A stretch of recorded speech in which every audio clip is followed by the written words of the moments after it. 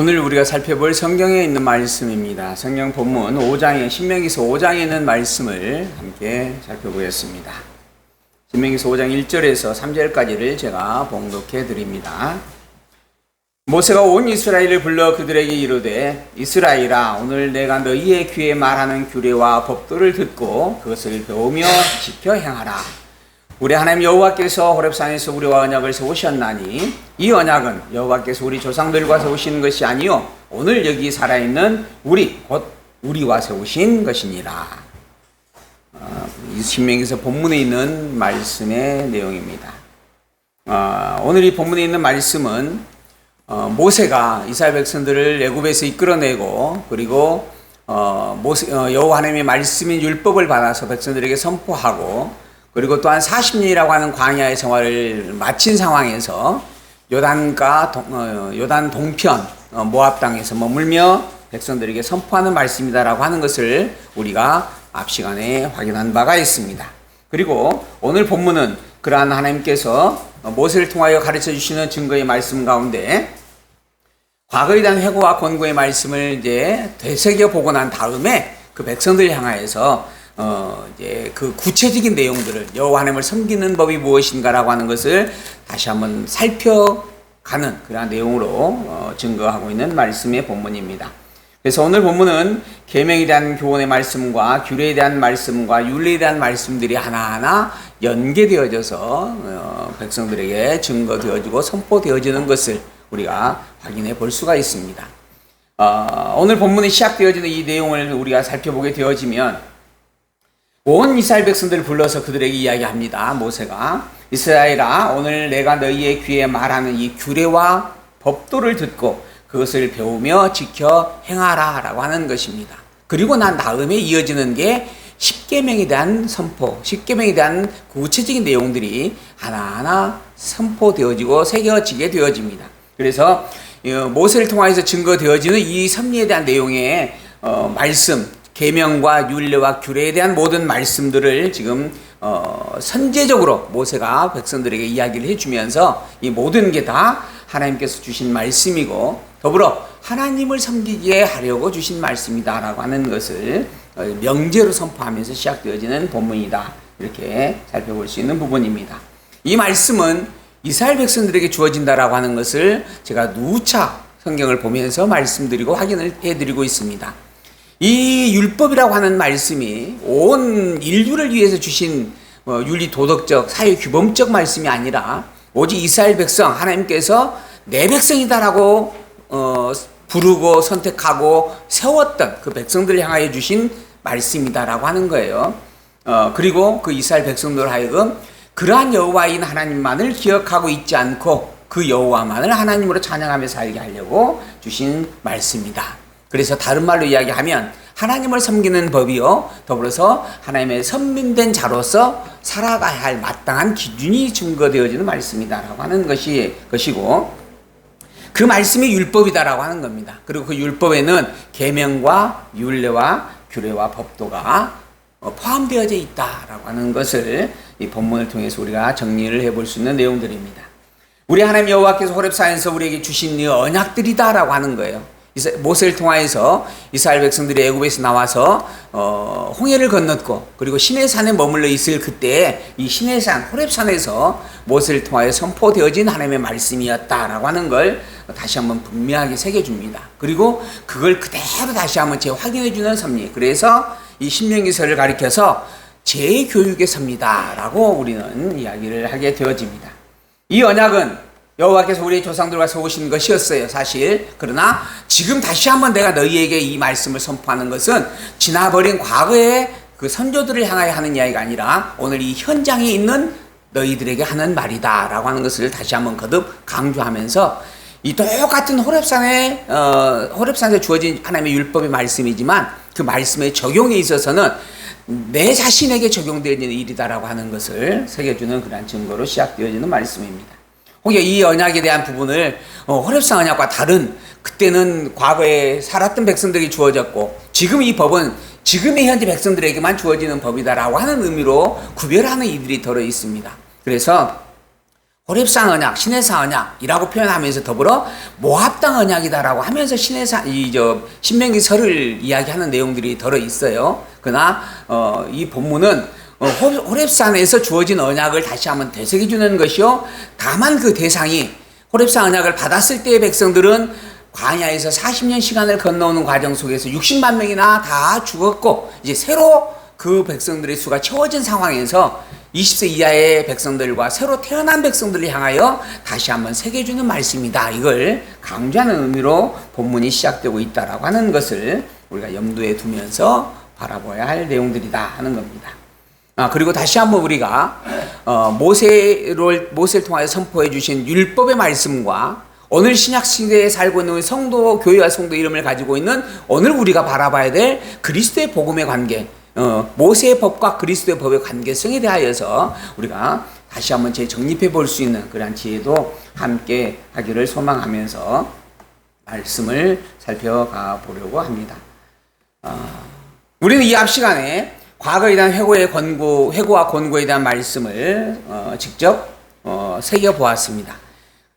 이스라엘 백성들이 호렙산에서 있었던 사건을 되새기는 그런 일들이 있었고 가데스 바네아에서의 사건에 대한 내용을 되새기는 일들이 있었습니다.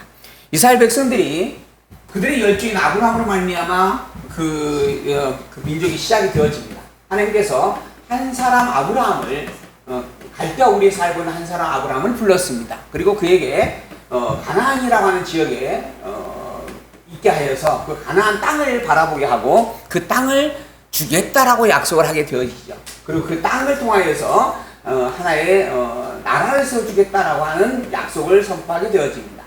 이 나라에 대한 구성의 요소가 세 가지가 있습니다. 국민과 국토와 그다음에 국권이라고 하는 것입니다. 국민과 국토와 국권이 있음으로 말미암아 한 나라다라고 이렇게 인정이 되어지는 거예요. 그래서 국가의 3요소라고 이야기하면 국민, 국토, 국권 이거는 혹여 검정고시를 가서 보게 되어지면 반드시 한 번씩은 나와지는 그러한 내용들입니다. 국가의 3요소예요. 국민과 국토와 국권. 하나님께서는 아브라함에게 이 세 가지 약속이 담긴 나라에 대한 언약을 선포해 주게 되어집니다. 선민이라고 하는 특성을 가진 나라에서 선민 나라다라고 이야기하게 되어지는데 그 내용의 자손에 대한 생육 번성과 가나안이라고 하는 땅과 그리고 왕이라고 하는 통치의 권세를 세워서 한 나라를 온전히 이루어 주겠다라고 약속을 했습니다. 근데 이때 이 아브라함은 한 사람으로 시작되어졌습니다. 그의 안에 아브라함의 안에 사라가 있었죠. 아브라함이 갈대아 우리에 살고 있을 그때 하나님께서 아브라함과 그의 아내 사라를 불러서 가나안 땅으로 아무 연고가 없는 가나안 땅으로, 즉 나그네와 같은 삶의 여정을 가질 수밖에 없는 가나안 땅으로 불러서 그곳에서 약속을 세우게 된다라고 하는 겁니다. 그 한 사람으로 말미암아 시작되어진 여정이었습니다. 그로 말미암아 하나님께서는 그에게 이삭을 주었고, 이삭의 아들인 야곱을 주게 되어졌습니다. 그리고 다시 한번 이삭과 야곱에게도 아브라함에게 주은 똑같은 언약을 반복해서 새겨 주었습니다. 하나님께서 세운 열조, 그래서 이제 아브라함과 이삭과 야곱을 이스라엘의 열조다 이렇게 이야기하는데, 그리고 나중에 보게 되어지면 아브라함의 하나님이요 이삭의 하나님이요 야곱의 하나님이다 이렇게 이야기하는 그런 대목들을 성경에서 많이 볼 수 있게 될 겁니다. 그 이유는 아브라함과 이삭과 야곱에게 계속 같은 언약을 반복해서 세워주었기 때문에 칭해지는 이름입니다. 혹여 그걸 가지고 아브라함은 믿음의 조상이고, 그다음에 이삭의 하나님은 기도의 하나님인가요? 야곱의 하나님은 축복의 하나님인가요? 이렇게 해서 이야기하는 부분들이 또 있어요. 그래서 아브라함의 하나님, 이삭의 하나님, 야곱의 하나님을 이야기할 때 그 본문을 해석하면서 믿음의 축복, 그 다음에 기도의 축복, 그 다음에 복의 축복인가, 복의 섭리인가 이런 식으로 이야기하는 경우들이 있습니다. 이것도 성경을 망령되이 일컫는 일이다라고 저는 말씀을 드립니다. 그 본문 자체는 아브라함과 이삭과 야곱을 통하여 이스라엘에게 선포되어진 그 언약을 이야기하는 말씀이다라고 하는 겁니다. 그래서 열조와 언약을 세우신 하나님이다라고 하는 것이에요. 그 하나님께서 그 언약한 대로 이제 야곱을 통하여서 12아들을 낳게 하였습니다. 그리고 이 12아들 중에 하나가 요셉인데, 이 요셉이 애굽으로 가게 되어졌고, 그 애굽에서 총리가 되어졌고, 그로 말미암아 요셉의 모든 자손 70명이 애굽으로 가게 되어졌어요. 그리고 이 애굽에서 그들은 무려 450년인가요? 430년인가요? 430년인가요? 430년의 세월을 보내게 되어집니다. 그 중에서 400년이라고 하는 시간은 종이 되어지는 세월을 살게 되어지죠. 그 처음에 그들이 애굽에 갔을 때는 그 애굽의 총리가 바로 그들의 형제였고 그들의 자녀였다라고 하는 것이죠. 그로 말미암아 총리에 걸맞는 대우를 받으며 그들이 애굽의 귀환을 도착을 하고 그곳에서 살아가게 되어졌습니다. 그러나 요셉이 죽고 난 다음에 요셉을 알지 못하는 이들이 애굽의 왕으로 등장하게 되어지고 그로 말미암아 그때부터 그들은 그저 애굽에서 이방인 취급을 당하며 당연스럽게 가축을 양육하는 그러한 종으로 전락을 해가게 되어졌다라고 하는 것이죠. 그렇게 해서 살아온 여정이 바로 400여 년의 여정이었다라고 하는 겁니다. 그리고 그 여정이 애굽의 핍박이 워낙 강대해짐으로 말미암아 그들이 이제 부르짖고 통곡을 하게 되어지는 그러한 처참한 상황까지 전개가 되어졌고 그때 하나님께서 그들의 부르짖음을 듣고 그들을 애굽에서 나오게 했다라고 하는 것이 이게 출애굽이다라고 하는 겁니다. 그 애굽에서 나오게 하신 하나님이 그들에게 이야기합니다. 나는 너희의 열조에게 전능자로 증거되어졌으나 이제 너희에게는 여호와로 증거가 되겠다라고 하는 말씀을 주게 되어지죠. 내가 왜 너희를 400년 종살이에서 종살이하는 한 애굽에서 이끌어내는가? 그리고 그러한 섭리 속에서 너희들에게 진행되어져 나갈 방향이 무엇인가라고 해서 밝혀지는 표대였습니다. 그것은 곧 여호와라고 하는 하나의 이름이었다라고 하는 것이죠. 여호와라고 하는 것, 우리가 여호와 하나님 이렇게 부르고 있는 그 여호와라고 하는 그 이름의 의미가 무엇인가라고 하는 것을 하나님께서 직접 이스라엘 백성들에게 선포해주는 말씀이에요. 그러면서 하시는 말씀이 나는 스스로 있는 자다라고 이야기하게 되어집니다. 나는 스스로 있는 자, 누구에 의해서 만들어진 창조된 존재가 아니라 모든 만물을 내가 창조한 자다라고 하는 것이죠. 그게 영원자라고 하는 이야기입니다. 그래서 여호와라는 이름에는 영원자라고 하는 의미가 본질적으로 담겨져 있습니다. 더불어 하나님께서는 전능자라고 하는 부분과 더불어서 그 전능자의 속성을 더하여서 당신의 이름을 여호와라고 밝혀주는데 어떤 의미를 부여했는가? 바로 모든 만물을 다스리는 주권자임을 선포하고 그리고 당신만이 유일한 영원자라고 하는 것을 선포하고 그리고 또한 불변의 신실자라고 하는 것을 증거해 준다라고 하는 것이죠. 이걸 위하여서 하나님은 언약한 언약대로 모든 만사를 성취해 간다라고 하는 것에 대한 증거를 역사 섭리 속에서 이스라엘 백성들에게 직접 경험케 한다라고 하는 것입니다. 그래서 하시는 이야기예요. 내가 여호와라고 하는 여호와로 너희에게 증거 되겠다는 말씀은 이 400년이라고 하는 애굽의 종살이가 사실은 하나님께서 이미 아브라함에게 약속한 약속대로 이루어 준 일이다라고 하는 것에 대한 증거로 섭리한 사건이다라는 말씀입니다. 그게 무슨 의미가 있는가? 이스라엘 백성들이 그저 야곱과 그의 자손들이 애굽에 가게 되어진 이유는 기근 때문에 가게 되어졌습니다. 눈에 보이는 현상적인 섭리는 먹을 것이 없기 때문에 먹을 것을 구하다 보니 애굽에 가게 되어졌다라고 하는 것이죠. 그러나 실상은 이 모든 섭리가 하나님께서 이미 그의 선조인 아브라함에게 약속으로 준 일을 이루어낸 성취의 섭리였다라고 하는 것이었죠. 하나님께서 아브라함에게 이 세 가지 약속을 주었습니다. 그때 아브라함이 묻죠. 이 일들은 내 당대에는 이루어질 수 없는 일입니다. 그럼에도 불구하고 하나님께서 이것을 약속해 주셨사온데 이 약속이 과연 그대로 이루어질 것에 대한 증거를 내가 무엇으로 알 수 있습니까? 라고 묻는 기도가 있었어요. 그때 하나님께서 제물을 준비하여 제사를 드려라 라고 이야기합니다. 이게 아주 유명한 사건이었죠. 새를 잡아가지고 그 새를 제물로 드리게 되어집니다. 새를 드렸죠? 그런데 까마귀가 왔나요? 독수리가 왔나요? 와가지고 이걸 자꾸 제물을 가로채 가려고 합니다. 그래서 막대를 들고 못 가져가도록 지켰다라고 하는 거예요. 그 일로 말미암아 하나님께 드린 제물인데 그것을 온전히 믿음으로 드리지 못하고 자기가 지켜보겠다라고 몸부림친 결과로 하나님께서 그에게 진노하였다. 그 진노의 결과가 바로 애굽에 400년 종사를 하는 일이었다. 이방에 400년 동안 객사하는 일이었다. 라고 하는 이야기를 만들어내는, 소설을 만들어내는 아주 중요한 소스가 되어지는 내용들이다. 라고 하는 거죠. 근데 사실 이건 성경하고 아무 상관없는 이야기였다라고 하는 것을 우리는 분명하게 합니다. 무슨 어떻게 하는가? 하나님께서 이러한 섭리를 하고 난 다음에 아브라함이 그에 대한 그러한 행동을 한 적이 있긴 하지만은 그와 상관없이 하나님께서는 하늘에서 불을 내려 이 제사를 응답하셨다라고 하는 현장의 확증을 분명히 성경은 증거하고 있기 때문입니다. 그러니까는 이 제사 자체가 불의한 제사가 아니다라고 하는 겁니다. 여호와 하나님의 뜻에 합당한 제사요. 그래서 여호와께서 응답하고 흠양해 주었다라고 하는 것이죠. 그게 현장에서 직접 일어난 실제 사건이었습니다. 그리고 두 번째로 그때 하나님께서 아브라함에게 또 하나의 약속을 준다라고 하는 겁니다. 그 약속이 뭐였는가? 너희의 자손들이 400년 동안 이방에서 객사할 것이요. 400년의 때가 다 되어지면 내가 하나님께서 이 괴롭힌 자를 징치하고 그 백성들을 부욕케 하여서 그곳에서 나오게 하겠다라고 하는 말씀이에요. 이게 하나님께서 정하신 뜻이다라고 하는 것을 먼저 아브라함에게 밝혀주었다라고 하는 겁니다. 이걸 우리는 예언이다 이렇게 이야기합니다.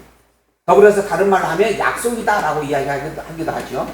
이 예언과 이 약속의 섭리, 그리고 이 예언과 약속한 때가 되어졌음에 하나님께서 이 백성들로 하여금 애굽에서 나와지도록 섭리한다라고 하는 겁니다. 그리고 나서 하시는 이야기예요. 내가 여호와라고 하는 것을 너에게 지금 보여준다라고 하는 겁니다. 그리고 이후에도 계속 보여주겠다. 내가 내 이름이 여호와인 것을 너에게 분명히 가르쳐주겠다라고 하는 거죠. 그 모든 것들이 다 하나님께서 이미 정한 언약한 그 모든 섭리대로 이루고 있는 일이다라고 하는 것. 현장의 사건을 언약한 것에 대한 성취의 증거다라고 하는 것으로 보여주고 증거하고 확인해 준다라고 하는 것이에요. 그래서 그것으로 말미암아 하나님의 이름이 여호와인 것을 밝혀준다라고 하는 겁니다. 그 일을 통하여서 드러나지는 여호와의 속성을 전능의 속성, 절대 주권의 속성, 영원하며 불변의 신실함의 속성을 가졌다라고 우리가 이제 확증을 하는 거예요. 그걸 깨달은 백성들이 이 섭리의 하나님을 찬양하는 겁니다. 하나님은 전능자이십니다. 하나님은 모든 만물을 직접 주관하고 통치하는 분이십니다. 하나님은 영원하신 분입니다. 해 아래 모든 것들이 다 시작이 있고 끝이 있는 유한한 것이요. 오직 유일한 영원한 것은 여호와밖에 없습니다. 그러니 여호와를 알므로 말미암아 살아가는 인생이 복된 자요. 여호와를 알지 못하고 사는 인생은 미련하고 어리석으며 헛됩니다. 라고 이야기하는 거죠. 그러한 내용을 찬양하는 것입니다. 그게 욥기, 시편, 잠언, 전도서, 그리고 마지막 아가서의 섭리를 통하여 그런 하나님이 나를 사랑해 주셨습니다 라고 고백하는 그 놀라운 아름다움의 찬양을 성경은 우리에게 가르쳐주고 기록으로 남겨주었다라고 하는 거예요.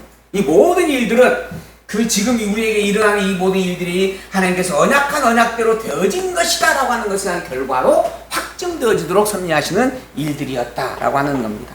그러한 여정 속에서 과거를 회고해 보는 겁니다. 우리가 과거에 애굽에서 400년 종사라는 일이 있었고 그때 우리의 그 고달픔이 너무나 힘겨웠었는데 하나님께서 우리를 그곳에서 주셨다. 왜 건져주셨는가? 여호와 되심을 우리에게 확증짓게 하려고 건져주셨다. 그리고 그분께서 분명히 말씀하시기를 하나님께서 우리 열조 아브라함에게 약속한 그 때를 따라 400년 때가 다 되어졌음에 우리를 건져주었다라고 이야기하지 않았느냐라고 하는 겁니다. 그런 하나님을 잊지 말라고 하나님께서는 애굽을 크게 때리셨으며 10가지의 재앙을 주셨다. 그리고 애굽의 군대가 출애굽에 올 때 홍해길이 우리를 가로막고 있었지만 하나님은 그 홍해길을 열어서 초자연적 섭리로 우리를 구원해내셨고 애굽의 군대를 숨을 시켜버리셨다.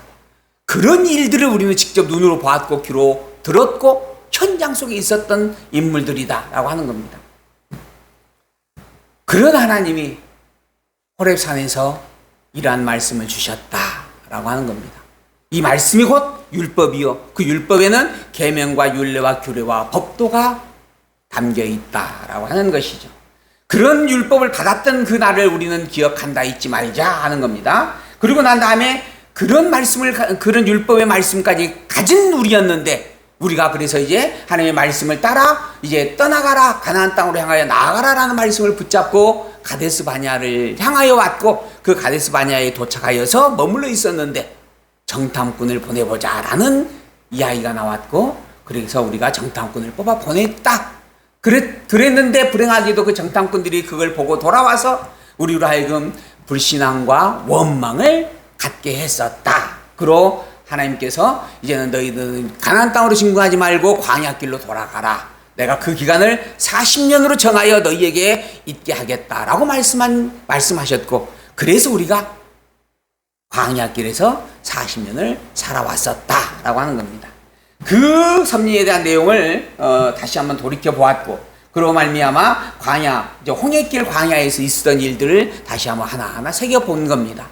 우리가 지금까지 걸어왔던 이 모든 출애굽 이후부터의 여정들이 하나님께서 직접 명령한 말씀과 그 말씀대로 하나님께서 주관하여 있게 한 일들이었다라고 하는 겁니다. 애굽을 나온 것도 하나님의 말씀대로 되어지는 것이요 가데스 바냐에 도착하여서 가나안 땅으로 나아가려고 했던 그 일도 하나님께서 있게 하신 일이요 또 더불어서 안타깝지만 광야 40년의 삶을 살게 한 그것도 하나님께서 언약한 말씀대로 있게 한 일들이다. 그런 하나님은 여호와 되시는 분이시다. 그러한 여호와 하나님께서 우리로 하여금 이제 40년의 여정을 다 거치게 하시더니 헤브론에 머물게 하였다. 이게 이제 모압 땅입니다. 그리고 이 헤브론 모압 땅을 우리로 하여금 정복하게 해주셨다. 그로 말미암아 우리가 두 지파 반에게 그 땅을 분배까지 해주었다. 이건 상상도 못했던 일이었다. 애굽에서 나와서 광야길을 건너갈 때 뭐죠? 이스마엘이 기거하는 그 땅은 건들지도 말라라고 하셨던 하나님. 또한 모압을 건널 때에도 처음에는 그곳에 어떠한 해도 하지 말라라고 하셨던 그 하나님이 지금 이 모압 동편에 있는 땅을 우리에게 정복하여 갖게 하셨고 그걸 우리의 두 지파 반에게 분배까지 해주었다라고 하는 거죠. 이러한 모든 일들이 다 하나님께서 우리에게 하나님의 여호와 되심을 알게 하려고 주신 사건들이었다. 그런 하나님을 잊지 않고 살아가기 위하여서 우리에게 필요한 것이 무엇인가? 그건 곧 하나님의 말씀을 기억하고 말씀만 붙잡고 말씀대로 지켜 행하며 사는 것이다. 그럼 무슨 말씀을 우리에게 주셨는가? 바로 율법이라고 하는 말씀이었다라고 하는 겁니다. 그런 율법이라고 하는 말씀을 말씀을 되새겨주는 그런 증거의 말씀이 이제 오늘 본문에 기록되어져 가는 것입니다.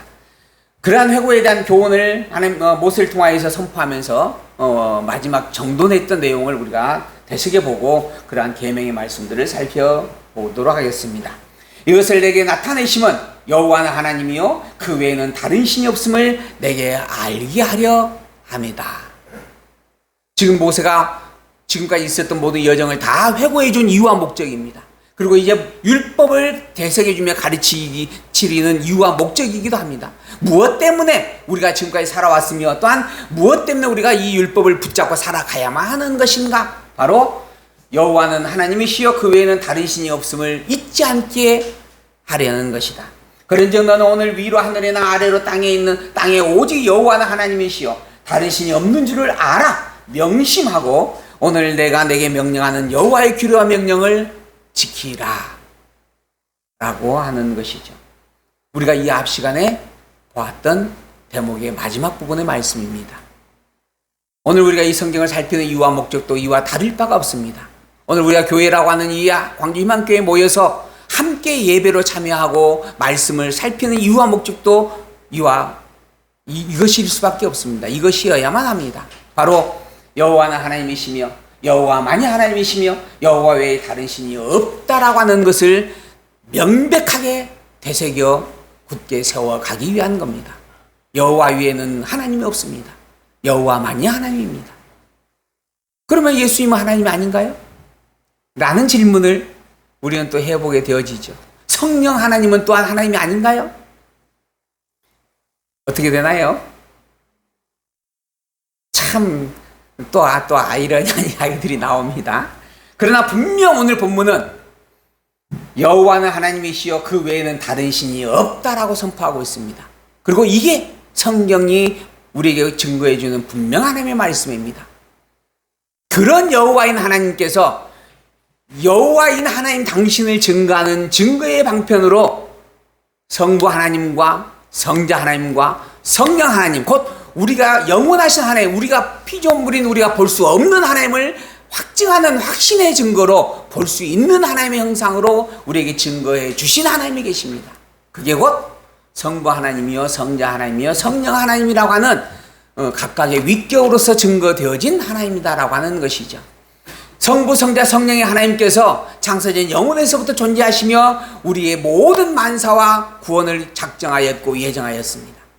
그리고 성자 하나님 되신 그리스도 예수님께서 그 작정 예정의 뜻을 따라 직접 우리에게 오셔서 하나님의 존재하심과 살아계심을 확증해 주었습니다. 그리고 성령 하나님께서 영원하신 하나님의 영이 되시는 성령 하나님께서 우리에게 우리 안에 내재하시면서 하나님의 말씀을 듣게 하고 보게 하고 깨달아 알게 함으로 말미암아 영원자이신 유일자존의 여호와 하나님을 시인하고 찬양하고 경배하며 살도록 인도해 가십니다. 그래서 우리에게는 성부, 성자, 성령 모두가 다 하나님이십니다. 그리고 그 세 분의 하나님은 영원하신 영원자 하나님을 확증해주는 최고의 증거자입니다. 더불어 그분들 스스로도 영원한 하나님이다라고 하는 것. 그래서 여호와의 이름 안에는 이 세 하나님의 모든 속성과 본능이 함께 담겨 있다라고 하는 것으로 정리해 보면 아마 이해가 좀 되지 않을까 싶습니다. 그리고 그 하나님을 증거하기 위한, 잊지 말라고 증거하기 위한 가르침의 말씀으로 주시는 그 계명, 율법의 섭리의 첫 번째인 계명의 말씀을 우리가 오늘 본문으로 확인을 해보겠습니다. 계명이라고 하는 것은 히브리어로 미츠와라고 하는 단어입니다. 신의 명령이다 라는 뜻의 단어입니다. 즉 하나님이 직접 선포해 준 말씀이다 라고 하는 겁니다. 더불어 어떤 이들은 계명을 하나님께 이처럼 직접 주신 말씀이요 돌판에 새겨주기까지 하였다. 그러나 율례와 규례나 법도는 이스라엘 백성들이 모세와 함께하여서 계명을 근거로 하여 만들어낸 추가적인 법이다라고 이야기하는 부분이 있습니다. 그러나 아까 본문 처음 서두에서 계명, 율례, 규례, 법도의 모든 게 다 하나님께서 직접 백성들에게 준 말씀이다라고 하는 선포가 있음을 우리는 기억합니다. 모든 말씀이 다 율법에 포함되어져 있는 모든 말씀이 다 하나님께서 직접 준 것이요 그 중에서 계명만 돌판에 기록되어져서 모든 율법을 새기고 기억하게 하는 증거물로 모든 율법이 다 이제 모세를 통하여서 다 기록이 되어져서 문서로 남습니다. 그러나 그 문서로 남겨있는 부분들조차도 사실은 하나님께 직접 준 말씀이다라고 하는 것을 잊지 않게 하려고 하나님의 직접 돌판을 가져오게 하여서 그 돌판에다 직접 새겨주었다라고 하는 거예요. 그 돌판을 보면서 종이에 쓰여져 있고 나머지 다른 파피루스에 쓰여진 내용일지라도 그 역시 하나님께서 준 것임을 새기게 하는 증거물이 되게 하셨다라고 하는 것이죠. 그래서 이제 이 계명이 새긴 두 돌판을 법궤 안에다가 담아놓도록 그렇게 이제 섭리하게 되어지죠. 이 교훈의 대상은 선민이 이스라엘 백성이다라고 하는 거, 이스라엘 백성들에게 준 말씀이요 이방인들에게는 사실 적용되지 않는 말씀이다라고 하는 거예요. 우리가 아까 시편에 있는 말씀을 묵상을 했어요. 근데 묵상할 때 그 말씀도 이스라엘의 하나님이다라고 하는 그런 명칭이 나오잖아요. 여호와인 하나님께서 섭리하시는 구약 섭리의 기준점이 택자와 불택자로 구별되어진 이스라엘과 열방으로 나누어진 섭리다라고 하는 것입니다. 이 율법은 계명과 율례와 규례의 모든 법을 가리킨다. 그래서 그 내용 중에서 오늘은 십계명의 내용, 그리고 더불어서 그 십계명을 준 이유와 목적, 그리고 그것을 지켜야 될 이유, 그리고 백성들이 삼가할 일이 무엇인가라고 하는 것에 대한 말씀으로 기록되어지는 본문을 시간 되어지는 범주 안에서 살펴보도록 하겠습니다. 율법을 보는 것이기 때문에 이미 우리가 다 출애굽기 레위기를 통해서 한번 본 일들이지만은 또 한번 그 정리를 해보고자 하는 부분에서 도표를 만들어 보았습니다. 율법의 종류에는 계명, 율례, 규례, 법도 이렇게 네 수로 나누어지기도 하고요. 또한 세 수로도 이야기합니다. 계명, 율례, 규례, 그리고 계명을 지키는, 또한 율례와 규례를 지킴의 방식에 대한 구체적인 내용을 담고 있는 법도라고 하는 부분이 있어요. 계명은 기본법이고 율례는 율례와 규례와 법도는 그 기본법에 준하여서 구체적인 삶의 현장 속에 적용되어지도록 선포되어지는 법입니다. 특별히 율례는 보상의 관계다. 이웃과 이웃의 삶에 관계되어진 어떤 사회적 법의 성격이 담겨 있습니다. 규례는 그러한 백성들이 하나님을 섬길 때 드리는 제사와 관계된 법의 내용을 담고 있습니다. 그리고 율례는 대부분 이렇게 하면 이렇게 해서는 안 된다, 이렇게 해야 된다라고 하는 그러한 명제적 선미로 규정되어져 있는 성질을 가지고 있습니다. 그래서 정죄, 죄를 규정하는 법이고 죄를 심판하는 법으로 기능을 갖고 있다, 이렇게 이야기하고요. 규례는 그러한 백성들이 그러한 율례를 제대로 지키지 못할 때 하나님께 드리는 법입니다. 그로 말미암아 하나님께서 그렇게 지키지 못한 율례에 어그러진 일들을 용서해 주겠다라고 말씀하시는 섭리가 담겨 있어요. 그래서 사죄의 기능을 담고 있는 법이다라고 이야기하고요. 법도는 율례와 규례를 구체적으로 지키는 태도에 대한 증거가 담겨 있는 말씀이다. 그래서 계명은 기본의 법이라고 한다면 율례, 규례의 법도는 그 계명에 준하여서 구체적인 내용으로 나누어진 그런 법의 의미를 가져서 세법이다라고 하는 내용이 있습니다. 목적은 동일합니다. 모든 율법의 목적은 단 한 가지예요. 하나님 여호와만을 기억하고 의지하고 경외케 하려는 것이다. 그러니까 율법을 지켰느냐 못 지켰느냐라고 하는 것이 참으로 중요합니다. 그러나 더불어서 지켰든 못 지켰든 율법을 통하여서 하나님께서 증거하고자 하는 목적은 한 가지로 정리될 수 있습니다. 그것이 곧 지킴으로 여호와를 기억하게 하는 것이요, 못 지켰다라고 하는 사실을 통하여서도 여호와를 기억하게 하려는 것입니다. 그래서 율법 자체가 정죄의 기능과 사죄의 기능을 담고 있는 겁니다. 율법은 지키라고 준 법이다라고 하는 것이 일반 명제입니다. 그러나 지킬 수도 없는 법이요, 지키지도 못하는 법을 또한 담고 있습니다. 왜 그러는가? 이미 타락된 죄의 속성을 가진 인생이기 때문에 그런 겁니다. 비록 선민일지라도 이미 아담으로부터 말미암아 타락된 이후에 이 세상에 있게 되어진 존재이기 때문에 그런 것이죠. 그런 율법의 특성으로 말미암아 주어진 최종적 목적은 오직 여호와 하나님을 인정하고 시인하고 경배하게 하기 위한 것이다. 그러므로 율법은 인륜적이나 도덕적 법이 아니고 종교적 신적 계율이다 라고 이야기할 수 있다. 즉 하나님께서 직접 명령한 하나님의 말씀, 하나님에 대한 증거를 담고 있는 계시의 말씀이다 라고 하는 것이죠.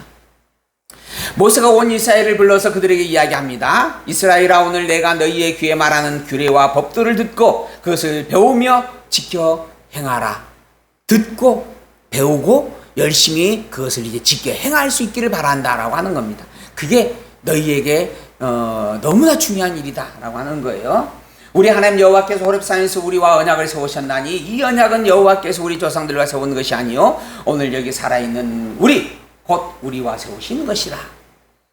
이스라엘 시내산에서 주신 법이지만 그러나 더불어서 지금 다시 한번 이 법은 시내산에서 살았던 자들에게만 적용되는 법이 아니라 이스라엘 모든 백성들에게, 과거와 현재와 장차 있을 모든 백성들에게 다 적용되어지는 법이다라고 하는 의미가 담겨있는 말씀이에요. 그래서 오늘 우리에게 주신 말씀으로 알고 받아야 된다라는 이야기입니다. 여호와께서 산 위 불 가운데서 너희와 대면하여 말씀하심에 그때 너희가 불을 두려워하여 산에 오르지 못하므로 내가 여호와와 너희 중간에 서서 여호와의 말씀을 너희에게 전하였었다. 실제 있었던 과거의 일이죠. 더불어서 현재 너희들에게 주는 말씀이다라고 하면서 과거에 그 일이 이러한 일이 있었다라고 또 회고를 해주는 내용이에요. 과거와 현재가 지금 계속 동시적으로 교차되어져 가고 있는 부분들입니다.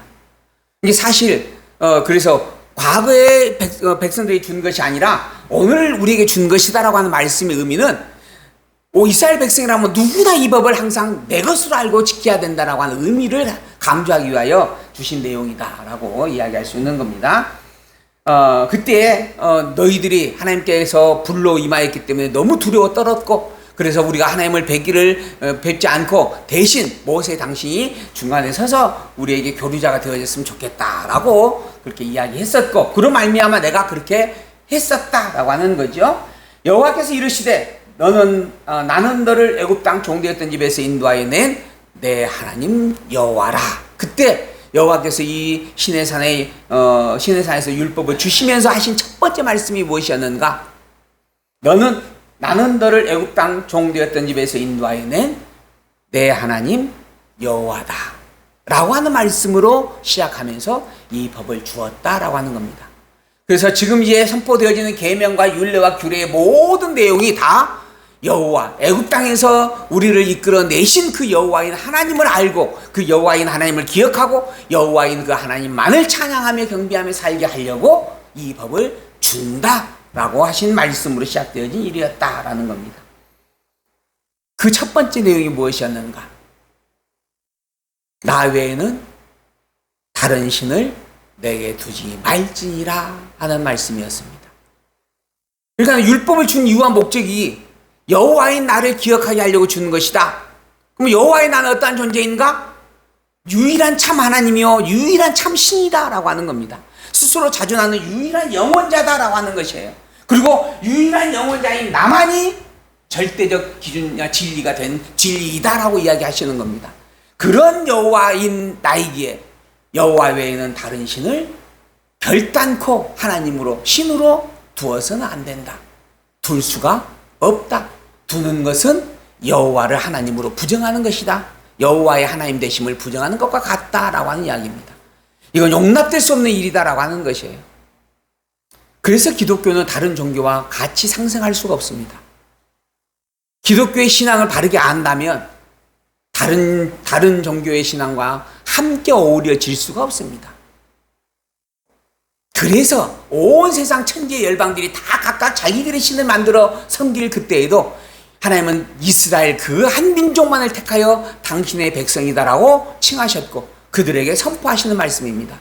세상에 어떠한 것이 너희를 유혹할지라도 너희에게만큼은 여호와라고 하는 이 신 외에 다른 신이 있어서는 안 된다.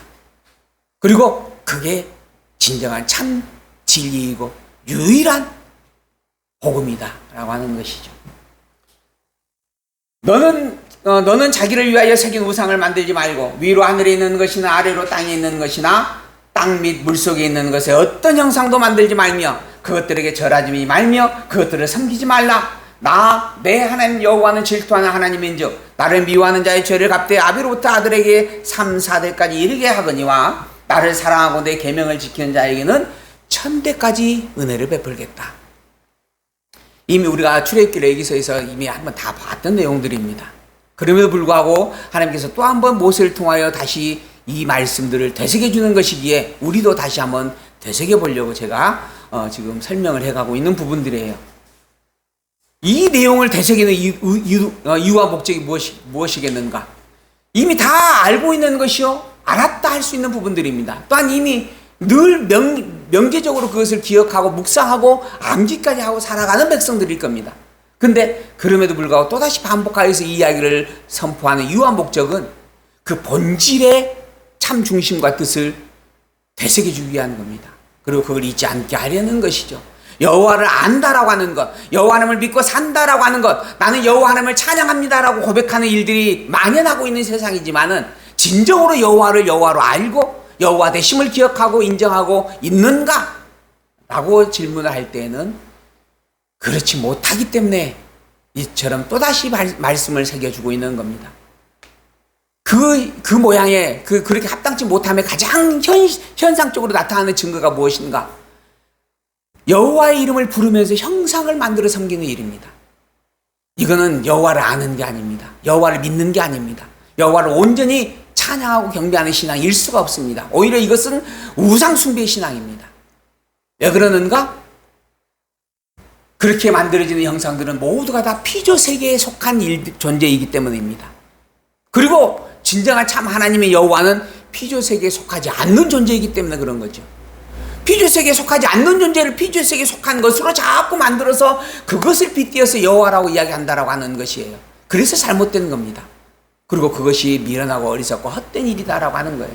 여호와 이름은 가졌을지라도 여호와를 제대로 알지 못하고 살아가는 신앙이다라는 겁니다. 너는 자기를 위하여 어떠한 형상도 새기지 말라. 하늘에 있는 것이나 땅에 있는 것이나 물속에 있는 것에 어떤 형상도 만들지 말고 절하지 말고 섬기지 말라. 그것은 결단코 여호와 하나님과 아무 상관없는, 아니 여호와 하나님을 빙자하여서 거짓으로 너희를 유혹하는 우상 숭배의 신앙이다 라고 하는 것입니다. 이러한 일들은 여호와 하나님께서 미워하는 일이다. 여호와 하나님께서 싫다라고 명백하게 밝힌 일이다라고 하는 겁니다. 그런데도 사람들은 끊임없이 자기가 원하는 대로 신의 형상을 만들어서 믿고 의지하고 섬기며 살아갑니다. 왜 그러는가? 타락했기 때문입니다.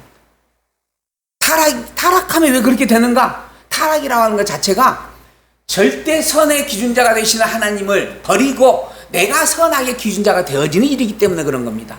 선악과를 따먹는다라고 하는 말의 의미가 그런 뜻이에요. 너희는 선악과를 따먹지 말라. 선악과를 따먹고 선악을 아는 자가 되지 말라라고 하는 것이죠. 근데 선악과를 따먹으로 말미암아 선악을 아는 자가 되어져 버렸어요. 그게 타락이었다라고 하는 겁니다. 선악을 아는 자라고 하는 것은 진정한 선악의 참 기준자이신 하나님을 버렸다라는 이야기예요. 그리고 내가 좋아하는 대로 무엇인지 하겠다라고 하는 부분이 되는 겁니다. 그래서 사람들이 지금도 끊임없이 그렇게 우상신을 만들어서 섬기고 살아가고 있다라고 하는 것이죠.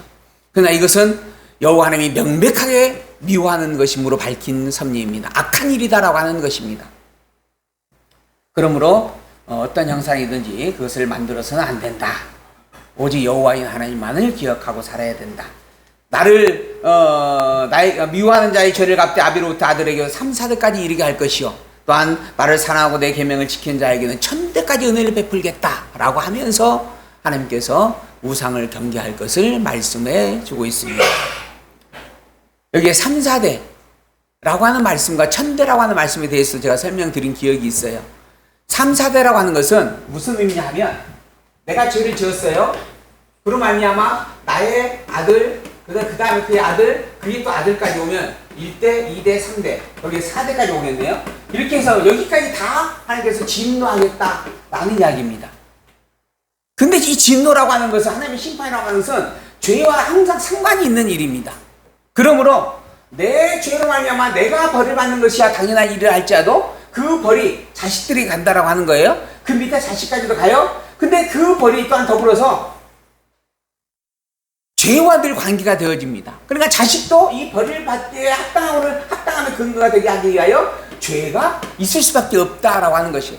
그로 말미암아 여기에 이 자식의 죄가 또한 그 자식까지 가야 돼요. 여기에 있는 자식의 죄도 또 그 자식까지 가야 됩니다. 실제로는 3, 4대이지만은 끝이 없는 3, 4대입니다. 하나님께서 미워하는 자들은 계속 미워하겠다는 이야기예요. 1000대는 마찬가지입니다. 내가 나로 말미암아 복을 주셨어요. 이 복은 1000대까지 갑니다. 그러니 이 중간에 혹여 범죄하는 사람이 있을지라도 이 범죄에 죄가 적용이 안 된다라고 하는 겁니다. 계속 복을 주겠다라고 하는 거예요. 그러니 이 복도 영원한 복이 되어지는 거죠. 저주도 영원한 저주가 되어지는 겁니다. 한 번 죄를 지으면 절대 복을 못 받습니다. 또한 한 번 복의 은혜를 받으면 영원한 복을 받는다라는 이야기가 되는 거예요. 그러면은 이스라엘 백성들 중에서 하나님의 진노를 받을 자가 있을까? 처음부터 아브라함으로 말미암아 복을 선포받은 자들이기에 사실은 저주가 있을 수가 없습니다. 그런데 저주의 심판이 있게 되어지죠. 고로 이 말의 의미는 무엇이냐 하면 이건 내가 싫어하는 것이다. 그러니 너희들은 이것을 항상 경계하고 이거는 내가 좋아하는 것이요 기뻐하는 일이기에 이 일에 전념하기 바란다 라고 하는 겁니다. 그런 의미로 주시는 말씀이에요. 혹여 또 어떤 사람은 유일신이라고 그랬어요. 유일신. 그랬더니 뭐라 하냐면 원래 신이라고 하는 존재가 하나밖에 없다는 이야기다 라고 하는 거예요. 원래 신이라고 하는 존재가 하나밖에 없는데 그러면 왜 지금 다양하게 지금 이렇게 신들의 모양들이 있느냐? 원래는 한 신인데 보는 사람이 보는 각도에 따라서 이런 모양으로도 보고 저런 모양으로도 보고 그렇기 때문에 이러한 모양으로 이야기하고 저런 모양으로 이야기한 것이다. 이게 그 이름과 그 모양은 다양하지만 어떻게 부르든 결국은 같은 신을 말하고 있는 것이다. 그런 의미로 유일신을 이야기하는 경우들이 있어요. 본문에서 말하는 유일신은 그런 내용이 아닙니다.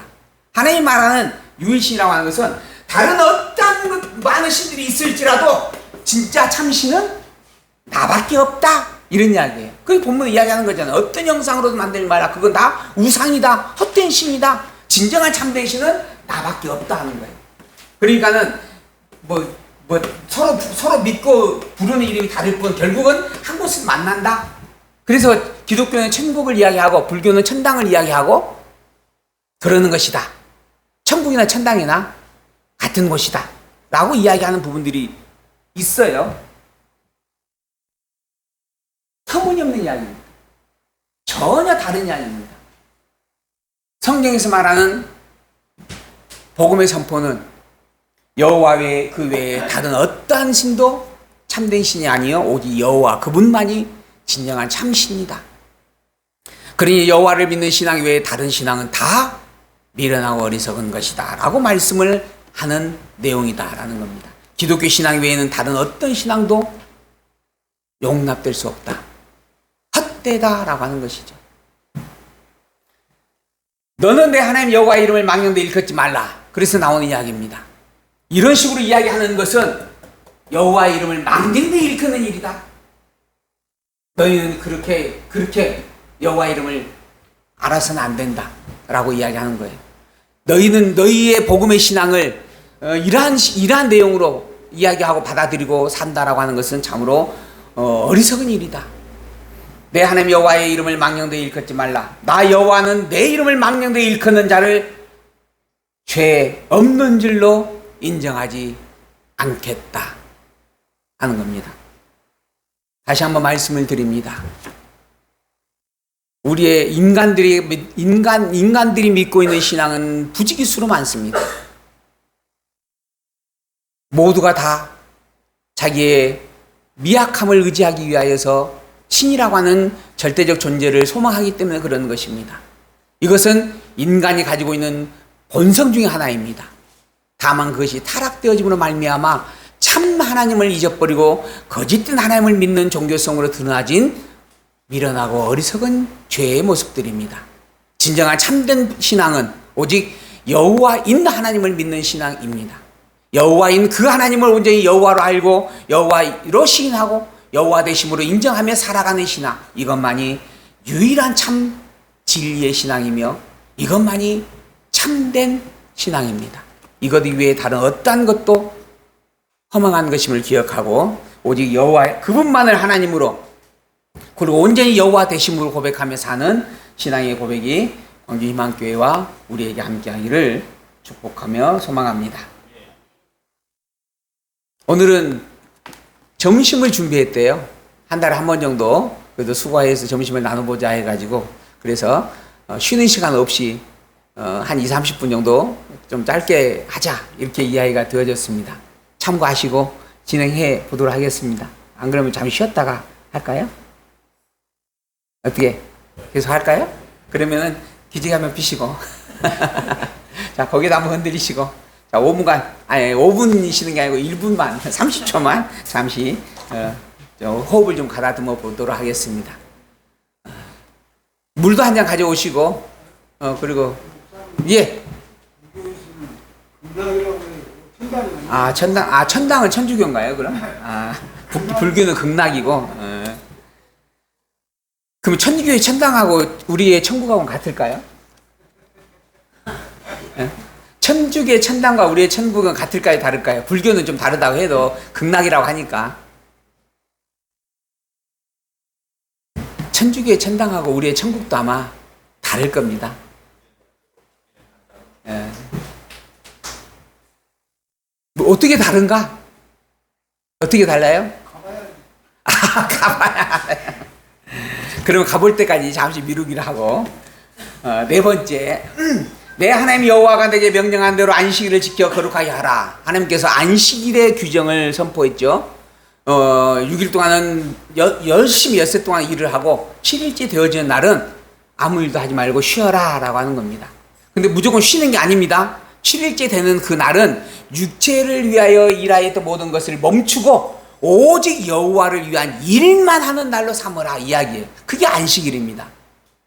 우리가 보통 안식일 그러면은 요즘은 이제 주일로 이제 이야기 하잖아요. 그래갖고 이제 빨간 표시가 되어져 있잖아요. 빨간 글씨로. 그러다 보니까는 이거 공휴일이다. 이건 연휴다. 이제 이렇게 생각을 하고 그래서 이제 하던 일을 멈추고 여가로 우리의 이제 그동안 지쳤던 심신을 위로하는 그러한 어떤 활동을 하게 되어집니다. 근데 성경에서 말하는 이 안식일은 그런 육체의 힘을 말하는 게 아닙니다. 안식일은 안식일이든 뭐든 사실은 열심히 모든 날 동안 우리는 땀 흘리며 일할 수밖에 없는 존재입니다. 그게 이미 사실 아담으로 말미암아 타락되어져 난 이후에 땀 흘려야만 먹을 것을 얻게 하시는 하나님의 말씀이 적용되어지는 일이기 때문에 그런 것이죠. 다만 그걸 구별을 짓는 겁니다. 엿새 동안은 나의 육체를 위하여서 땀 흘리고 애쓰고 수고하는 일들을 했다라고 한다면 일곱째 되는 그날은 오직 하나님만을 위한, 하나님만을 섬기며 찬양하는 삶으로 채워내라라고 하는 것이에요. 그런 의미입니다. 그래서 안식일을 지켜 거룩하게 하라라고 하는 말씀이에요. 쉬는 게 아니라 지켜서 거룩하게 하는 일이에요. 엿새 동안 힘써 내 모든 일을 행할 것이나 일곱째 날은 내 하나님 여호와의 안식일인즉 너나 내 아들이나 내 딸이나 내 남종이나 내 여종이나 내 소나 낙이나 모든 가축이나 문 안에 유하는 객이라도 아무 일도 하지 못하게 하고 내 남종이나 여종에게 너같이 안식하게 할지니라. 너는 기억하라. 내가 애굽 땅에서 종이 되었더니 내 하나님 여호와가 강한 손과 편팔로 거기서 너를 인도하여 내어나니 그러므로 내 하나님 여호와가 내게 명령하여 안식일을 지키라 하느니라. 사실 애굽에 있었을 때 이스라엘 백성들은 일곱째 날도 없었습니다. 그냥 1년 365일이 모두가 다 일하는 날이었습니다. 그것도 애굽을 위하여서 육체적으로 일하는 날이었다라고 하는 것이죠. 그런 육체적으로 일하는 날을 엿새로 하고 하루를 멈추게 하는 겁니다. 왜 멈추게 하였는가? 내 하나님 여호와가 강한 손과 편팔로 거기에서 너를 인도하여 낸 것, 이걸 잊지 않고 기억하게 하려는 것이에요. 그러니까 안식일도 사실은 하나님께서 애굽에서 그들을 끌어냈다라고 하는 사실을 기억하게 하기 위한 교육의 방편이다라고 하는 겁니다. 주일 성수라고 하는 표현을 지금 많이 쓰고 있죠. 그리고 또 지금은 안식일의 재회복이다라고 하면서 토요일 날을 이렇게 교회 모임으로 하는 그런 단체들이 많이 있습니다. 그게 진정한 말씀의 회복이고 또 진정한 뭐죠? 6월절의 회복이고 이런 이야기를 해요. 성경 본문이 말하고 있는 이 안식일의 의미는 여호와 하나님을 기억하지 못하고 살아갈 수밖에 없는 인간의 여정 속에서 또한 그렇게 살아왔던 그런 백성들의 삶 속에서 여호와 하나님의 살아계심과 여호와 되신 하나님의 확증의 증거로 애굽에서 나오게 했던 그 사실, 이걸 잊지 않고 그걸 기억하게 하기 위한 방편으로 주어진 일이다라고 하는 겁니다. 그래서 이 안식일은 온종일 시작에서 끝까지 먹던 일도 금식하면서 하루 종일 하나님 여호와만을 기억하고 새기고 그리고 그것을 다시 한번 이렇게 묵상하고 내 것으로 가다듬는 그러한 삶으로 채워가도록 이렇게 주시는 말씀이었다라고 하는 겁니다. 그게 안식일의 의미예요. 그리고 그것이 오늘날 우리에게는 말씀에 대한 회복과 재정돈으로 함께하는 그런 모임으로 이렇게 바뀌어서 지켜지고 있는 부분들입니다. 그게 이제 주일이에요. 이제 이 모세의 율법으로 말미암아 주어진 안식일은 토요일입니다. 그리고 이 안식일을 세워 규정하여 준 진정한 이유와 목적은 애굽에서 이끌어낸 여호와인 하나님을 잊지 않게 하려는 거예요. 근데 그러한 여호와인 하나님을 잊지 않게 하기 위하여 이 땅에 보내신 최고의 표적이 그리스도입니다. 안식일보다 더 큰 표적이에요. 아니, 안식일의 실체입니다. 그래서 예수님께서 오셔가지고 내가 안식이다, 안식의 주인이다라고 말씀을 한 거예요. 그러니 율법으로 선포된 안식일을 지키는 것보다 그리스도 예수를 기념하는 그 일이 더 중요한 일이 된 거죠. 그래서 사도시대 또한 초대교회 당시에 백성들이 안식일에도 모이고 예수님께서 죽었다가 살아나신 부활의 그날에도 모였습니다. 근데 이게 자꾸 모이기가 힘들어지니까 그러면 어느 날에 모이는 것이 좋을까 하다가 그도 모세의 율법으로 준 안식일의 실체요 본질이 그리스도 예수님이시니 그리스도 예수님을 기념하는 날로 모이자 해서 모여진 거예요. 그래서 그날을 주의 날이라 이렇게 칭한 겁니다. 그래서 주일이라고 그래요. 주일. 이 주일이라고 하는 부분의 의미는 그리고 이 주일날 이렇게 모여진 부분의 이유가 이런 역사적인 섭리 속에서 되어진 겁니다. 그래서 주일 성수라고 하는 말은 사실은 안식일의 개념에서 적용되어지는 율법적 개념입니다. 주일이라고 하는 의미의 섭리는 예수 그리스도를 기억하면서 예수가 우리의 그리스도 되심과 대속주이심을 고백하면서 예수 그리스도의 이름을 붙잡고 영원한 여호와의 살아계심을 자랑하고 증거하고 고백하며 사는 것, 그날을 함께하기 위하여 모여지는 날을 이야기하는 겁니다. 더불어서 우리가 한시적으로 모일 수밖에 없는 유한성을 가진 존재이기 때문에 그래서 한 날을 정하여서 주의 날이다 해가지고 특별히 이 주일을 정하여 함께하는 것이에요. 그러지 아니할지라도 매일 모두가 다 그리스도 예수를 기억하고 예수 그리스도와 함께하여 살아가는 삶을 우리는 주와 함께하는 삶의 날, 주의 날이다라고 말할 수 있는 겁니다. 그 중에서 한 날을 정하여 오늘 이처럼 식사도 함께 나눠보면서 정말 예수님이 정말 그리스도와 틀림없습니다.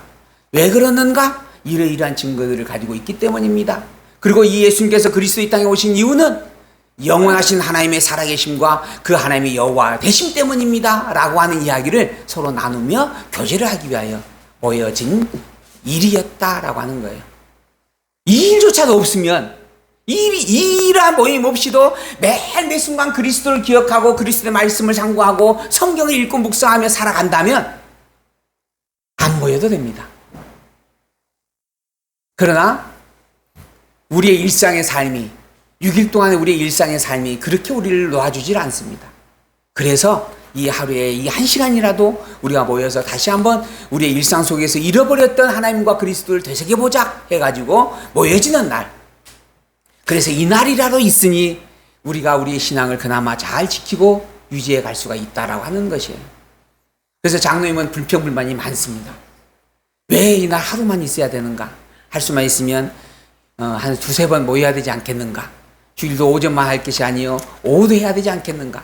수요일도 해야 되고 또 금요일도 해야 되고 또 자꾸 세미나도 좀 해야 되고 하지 않겠는가? 저만 보면 그렇게 늘 잡아먹을 듯이 이렇게 이야기를 하고 계십니다. 그 마음이 왜 그러는가라고 하는 것을 우리가 새겨보아야 할 부분이에요. 하나님의 말씀을 붙잡고 그걸 늘 되새길 수 있다라고 하는 것이 우리의 살아가는 데 있어서는 너무나 큰 기쁨이고 참된 복이기 때문에 그런 겁니다. 그러니 그런 날이, 그래서 저는 이야기하죠. 때가 되어져서 그런 날이 주어지기를 저도 꿈꾸고 소망합니다. 그러나 아직은 아닌 듯하오니 조금 더 기다려 보십시다. 그리고 난 다음에 하나님께서 이야기하는 내용 5번째 내용이네요. 너는 내 하나님 여호와께서 명령한 대로 내 부모를 공경하라. 그리하면 내 하나님 여호와가 내게 준 땅에서 내 생명의 길고 복을 누리리라. 요 말씀에서 우리가 이 말씀을 살필 때 반드시 주목해야 될 내용이 뭔가? 사실은 5장 15절부터의 내용입니다.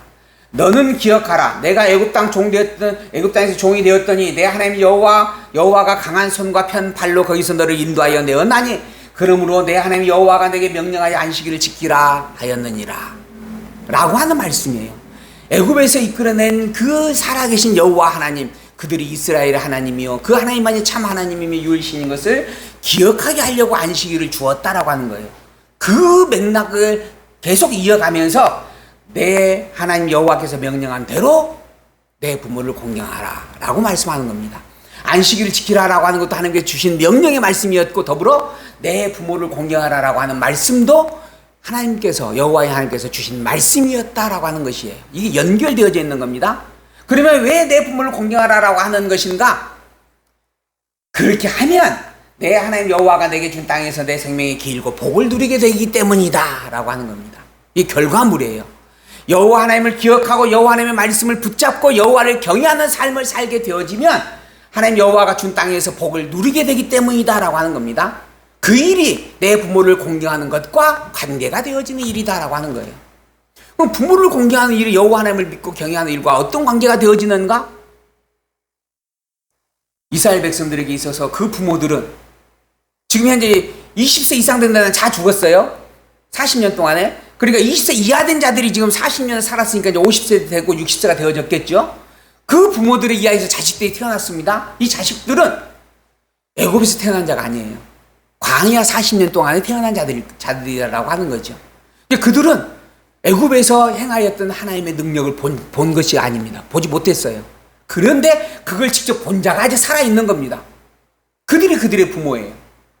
그 부모들이 그 자식들을 데리고 앉으면서 젖을 먹이면서 우리가 애굽에서 종살이 했었는데 하나님께서 그 애굽에 이러한 10가지 어마어마한 재앙을 내렸고 그 속에서도 이스라엘 백성의 첫 장자들은 다 죽었는데 우리를 살게 하셨다. 그리고 우리를 홍해를 건너게 하셨고 그리고 모세를 통하여 율법까지 주었다. 그런 하나님의 살아계심과 여호와 되심을 우리는 눈으로 보았고 직접 현장에 있었던 자들이다 라고 이야기한다라고 하는 겁니다. 그로 말미암아 간접적으로 여호와인 하나님을 가르치는 자가 되어지는 거죠. 그래서 부모를 공경하는 그 일은 여호와로 알고 시인하는 일과 뗄래야 뗄 수 없는 관계를 맺게 되어지는 겁니다. 그래서 우리가 부러워했던 것 중에 하나가 모태신앙이라고 하는 부분들의 어떤 신앙 고백이 있습니다. 부모로 말미암아서 부모의 신앙 속에서 자녀가 잉태가 되어지고 그리고 태교를 받고 그리고 태어나서도 신앙 안에서 건실하게 생활하고 살아간다라고 하는 거, 이건 참으로 참 축복받은 일이다라고 하는 것이죠. 부모의 어떤 위치가, 부모의 어떤 섭리가 너무나 소중한 일이 되어지는 거죠. 특별히 또한 이스라엘 백성들에게는 그런 겁니다. 그래서 내 부모를 공경하라라고 말씀을 하는 거예요. 살인치 말라라고 하는 말씀을 합니다. 왜 살인치 말라고 하는 것인가? 이 역시 애굽의 종되었던 그곳에서 그들을 이끌어낸 여호와 하나님, 그 하나님을 기억하게 하는 방편이기 때문에 그런 겁니다. 사람의 생명이 소중하기 때문에 살인하면 안 된다라고 하는 게 아니에요. 지금 이번에 그 영화 등록이 되지 않은 영화들에 대한 검사를 조사를 했다 그러잖아요. 했더니 몇 명? 800명인가요? 2,000명 가까이 된다는가요?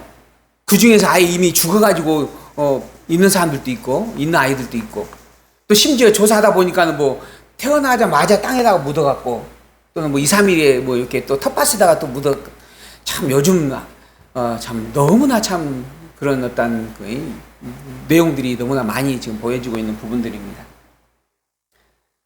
그러한 것들을 바라보면서 사람의 생명이 귀중하니까 죽여서는 안 된다, 사람을 생명을 해야서는 안 된다라고 하는 의미로 이 내용을 보는 경우들이 있습니다. 이 모세를 통하여 선포된 계명의 말씀은 근거가 있어요. 나는 너희를 애굽 땅 종되었던 곳에서 이끌어낸 여호와 하나님이니라. 그리고 내가 너희의 하나님인 것을, 여호와가 너희의 하나님인 것을 너희로 하여금 잊지 않게 하려고 이 율법을 주고 있는 것이다.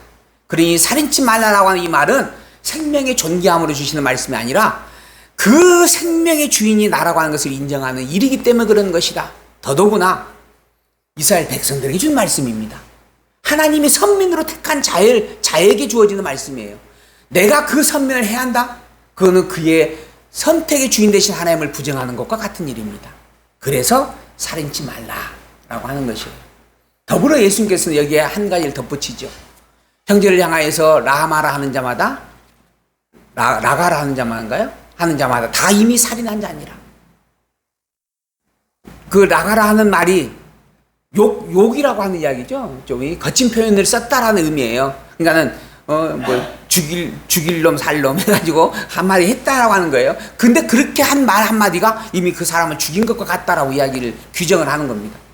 그러니 그 말을 하지 않고 살아가는 인생이 있는가? 없어요. 그러니 모두가 다 살인자다라는 이야기가 되는 겁니다. 그 말의 의미가 무엇인가? 여호와를 인정하느냐, 인정하지 않았느냐라고 하는 것에 대한 중심을 두고 있다라고 하는 거예요.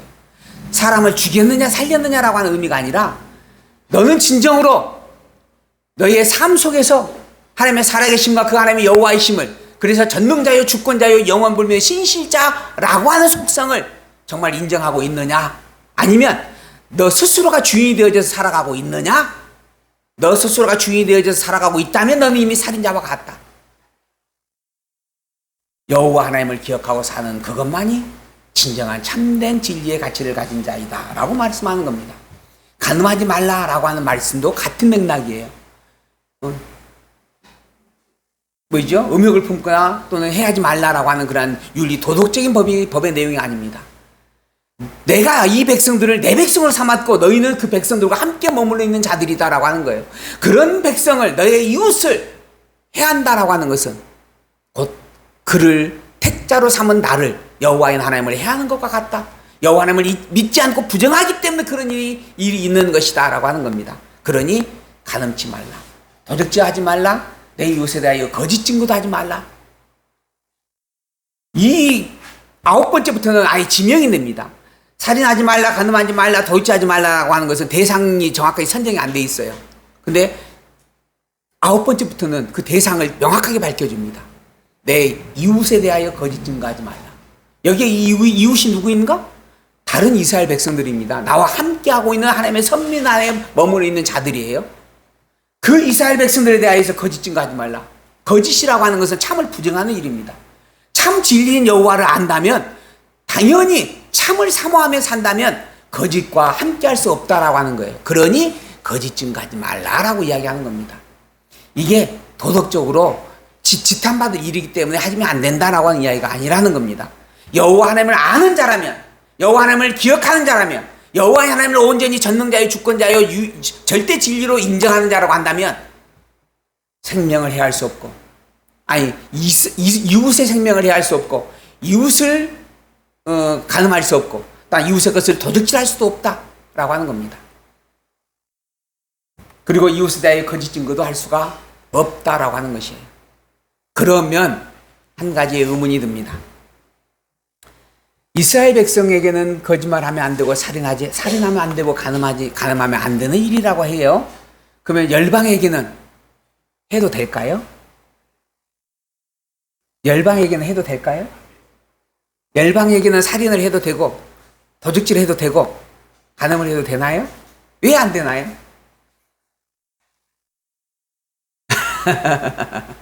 왜 안 될까요? 지금 현재 이 내용은 지금 이스라엘 백성들에게 주는 내용이면 분명합니다. 더불어 나중에 본문을 보게 되어지면 하나님께서는 열방을 향하여서 가서 때려 죽여라. 한 명도 남기지 말고 다 죽여버려라. 또 그곳에 있는 모든 성읍에 있는 것들 다 노력하여 내 것으로 삼으라 라고 말씀을 해요. 이스라엘 백성들에게는 하지 말라 하시는 것을 열방에게는 해야 돼, 하도록 명령을 내리는 부분들도 있다라고 하는 겁니다. 그러면 오늘 우리는 어떻게 할 것인가? 이스라엘 백성들은, 그 당시 이스라엘 백성들은 그래서 열방에게 가서 때려 죽이고 사실 가나안 땅도 뺏은 겁니다. 가나안 땅에 원래 자기들 땅으로 갖고 있던 것이 아니라 이미 7 족속이 그 땅의 원주민으로 살고 있는 상태였다라고 하는 거예요. 근데 그 땅을 가서 빼앗은 거예요. 이스라엘 백성의 그 역사적 사건의 입장으로 보게 되어지면, 현상적으로 보게 되면 빼앗은 겁니다. 근데 그렇게 해라라고 하나님께서 명령하여서 있게 한 일이에요. 그러니 열방에게는 이 법이 아무 적용이 안 되는 일임이 틀림없습니다. 그렇다면 오늘 우리는 해도 되는가 하는 문제가 되는 거죠. 이스라엘 백성들에게는 그렇게 하라는 것과 하지 말라는 것으로 명확하게 구분이 되어져 있습니다. 오늘 우리는 이 율법이 그대로 우리에게 적용되지 않는다라고 이야기하죠. 우리는 이 율법이 누구를 통하여? 그리스도를 통하여 그리스도의 법으로 적용된다라고 하는 겁니다. 그래서 우리에게 이웃은 누구인가? 예수 그리스도의 생명을 나눈 교회와 성도를 가리킨다라고 하는 거죠. 그래서 교회와 성도에게는 더더욱 우리가 사랑으로 섬기고 봉사하며 합당하다라고 이야기하는 겁니다. 그러면 교회와 성도가 아닌 자들에게는 해도 되는가? 율법으로는 행위를 가리키는 겁니다. 그리스도의 법은 약속을 가리키는 거예요. 행위의 섭리를 넘어선 겁니다. 그러니까는 이러한 행위를 가지고 해도 된다라고, 하지 않아야 된다라고 적용되어질 수 없는 성질이에요. 더불어 조금 더 확장해서 나아가면 교회와 성도라고 하는 존재로서의 그리스도와 함께하는 지체와 더불어서 여호와 하나님은 모든 만물의 주인 되신 분입니다. 그러니 모든 만물의 주인 되신 여호와를 인정하고 사는 것도 여호와를 아는 자로서는 마땅한 일이에요. 중요한 것은 여호와의 명령한 말씀대로 순종하여 행하느냐 행하지 않느냐라고 하는 거예요. 근데 그 여호와의 말씀이 이스라엘 백성들에게는 율법의 현상으로 행하라, 정복하라라고 주셨고, 우리에게는 복음의 말씀으로 땅 끝까지 그리스도의 복음을 증거하라라고 주셨어요. 그러니 우리가 정복해야 되는 것은 땅 뺏기가 아니라, 이웃의 것을 빼앗아 내 것으로 삼는 일이 아니라 그리스도의 복음을 전하고 알려주는 일이다라고 하는 거예요. 이렇게 적용에 대한 성질이 차이가 있습니다. 그러니까는 모세의 율법, 구약 섭리를 통하여 증거한 율법과 신약의 성도들에게 적용되어지는 그리스도의 법에 대한 관계성을 우리가 정확하게 구별되어져서 살펴야 됩니다. 지금 막 11조를 해야 되느냐 말아야 되느냐 교회가 난리를 지금 피고 있잖아요. 모세 율법의 11조는 반드시 해야 됩니다. 그러나 신약 성도에 우리에게 주어진 그리스도의 법으로서의 11조는 물질의 11조가 아닙니다. 그리스도로 온전히 그리스도로 인정하느냐라고 하는 신앙의 고백이에요. 오직 예수님만을 그리스도라고 하는 고백을 가졌느냐 갖지 않았느냐, 이게 여호와의 말씀대로 따르는 순종입니다. 그러므로 월급의 열의 하나를 꼭 구별해서 반드시 드려야 된다? 이자까지도 10의 하나 구별해서 드려야 된다라고 말한다면 이건 구약과 신약에 대한 구별이 전혀 없는 거예요. 그리스도의 법을 따른다라고 하면 실상은 모세의 율법을 따르고 있는, 성경을 망령되이 일컫고 있는 일과 같은 현상이다라고 하는 겁니다. 우리가 성경을 아는 것이 이렇게 참 다릅니다. 그러므로 바르게 성경을 알아가기 위해서 우리가 또 이렇게 모일 수밖에 없고, 또 모여서 잘 새기고 살펴가야 할 부분들이죠. 내 이웃의 아내를 탐내지 말지니라. 내 이웃의 집이나 그의 밭이나 그의 남종이나 여종이나 소나 낙이나 내 이웃의 모든 소유를 탐내지 말지니라. 왜? 여호와 하나님이 직접 선별한 백성들이요, 여호와 하나님이 그 모든 것들을 직접 주관하는 주권자로서 그 일을 잊게 하였기 때문이다. 그러니 여호와를 전능자요, 주권자요, 영원 불변의 신실자로 안다면 너희들은 남의 것을 아예 탐할 필요가 없다. 주신 것도 하나님이요, 취하시는 이도 하나님이요, 내게 있는 모든 것이 하나님께 주신 것인 것처럼 다른 이에게 있는 모든 것도 하나님께서 주신 일이다. 그러니 내 것이 아니다라고 하는 거죠. 내게 맡겨진 일이 아니다라고 하는 겁니다.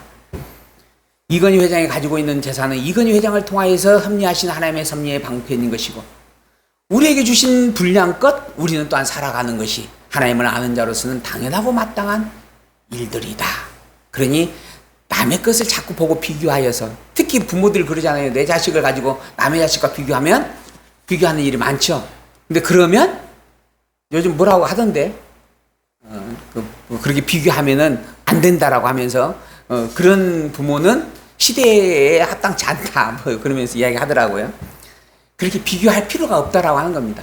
하나님께서 그의 주인 되심을 우리가 고백하고 인정하고, 그 주인 되신 하나님의 그를 하나님의 선한 길로 이끌어 가시기만을 위하여 기도하고 축복해주며 살아가는 것, 이게 부모가 자식을 또한 바라보는 하나의 모습이 되어질 것이고, 그게 여호와라는 모습에 합당한 일이다라고 이야기 드릴 수 있을 부분들입니다. 모세가 이러한 언약을 받을 때의 상황과 모습을 자세하게 다시 한번 새겨줍니다. 이 모든 것들이 여호와인 하나님께서 우리에게 주셨던 말씀이었다라고 하는 것이죠. 그로 말미암아 모세가 백성들에게 교훈을 하죠. 너희에게 다시 한번 명확하게 증거하노니 이 말씀을 끝까지 기억하고 잘 지켜 살아가기 바란다. 이게 여호와를 경외하는 자의 마땅한 모습이다. 여호와를 믿고 경외하는 것은 다른 게 아닙니다. 여호와의 말씀, 그 말씀을 그대로 수납하고 그 말씀대로 지키기에 힘쓰고 애쓰며 살아가는 것입니다. 그게 여호와를 온전히 믿는 가장 아름다운 신앙입니다. 그 신앙을 우리는 무엇으로 늘 새겨야 되는가? 하나님께서 우리에게 주신 말씀인 성경으로 새겨야 됩니다. 곧 성경을 통하여 성경에 기록된 말씀을 잘 분별하여서 성경대로 알고 성경대로 믿는 신앙 위에 굳게 서가는 것, 이게 여호와 하나님을 가장 아름답게 잘 믿는 최고의 신앙입니다. 그러므로 늘 성경을 읽고 살피며 그 뜻을 헤아려 아름답게 정립해가는 광주희망교회의 여러분들이 다 되기를 소망하면서 오늘 말씀을 마치겠습니다. 기도합니다.